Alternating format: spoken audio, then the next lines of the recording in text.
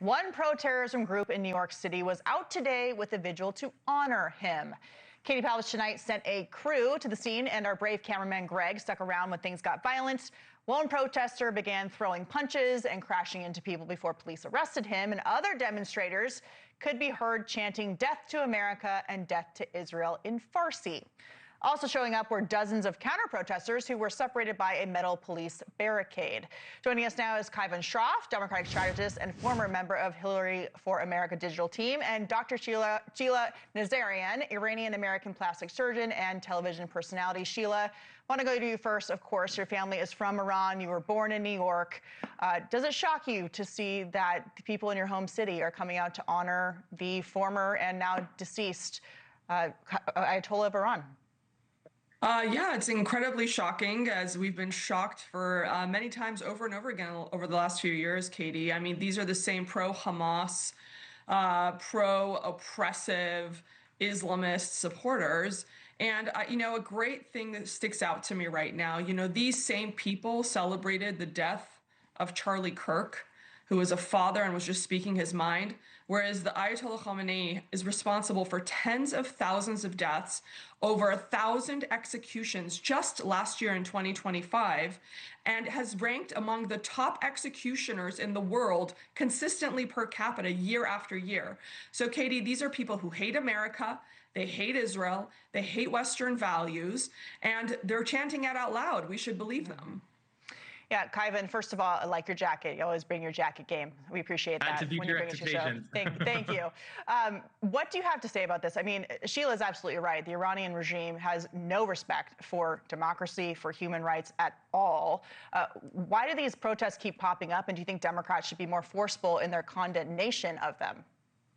Well, I think everyone should condemn these. These are disgusting. Obviously, there's 350 million Americans. We each have that right to peaceful protest, and the rest of us have the right to be disgusted by it. And I think the vast majority, maybe 99.99%, are in that bucket here.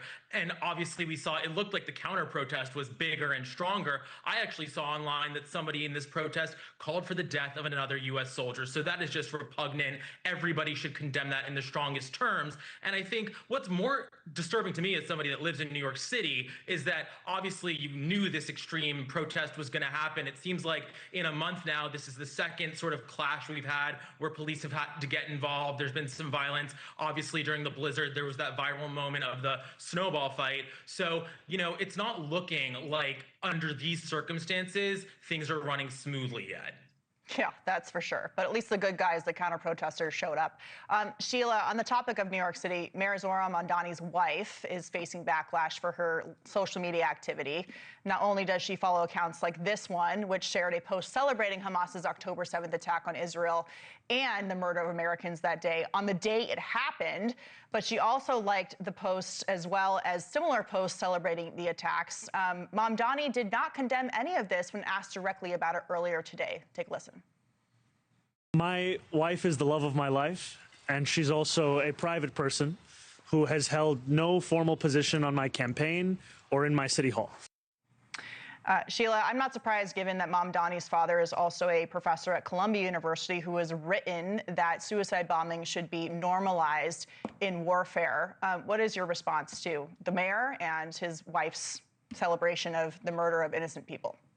It is absolutely disgusting. These are Islamists in sheep's clothing. This is exactly what happened in Iran, Katie, when they overthrew the Shah. The Islamists joined hand with the leftists, and they used flowery words like equity and inclusion and joy.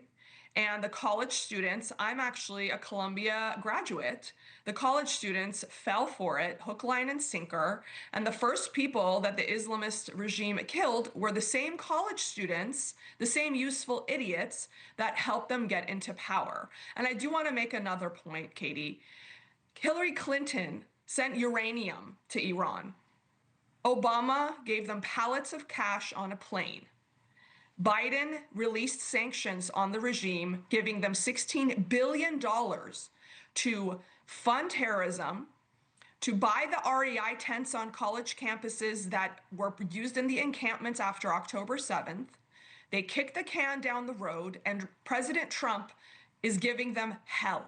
and it's exactly what they deserve. Thank you for watching. Subscribe below and download our NewsNation app right now on your phone, and you will get fact-based, unbiased news for all Americans.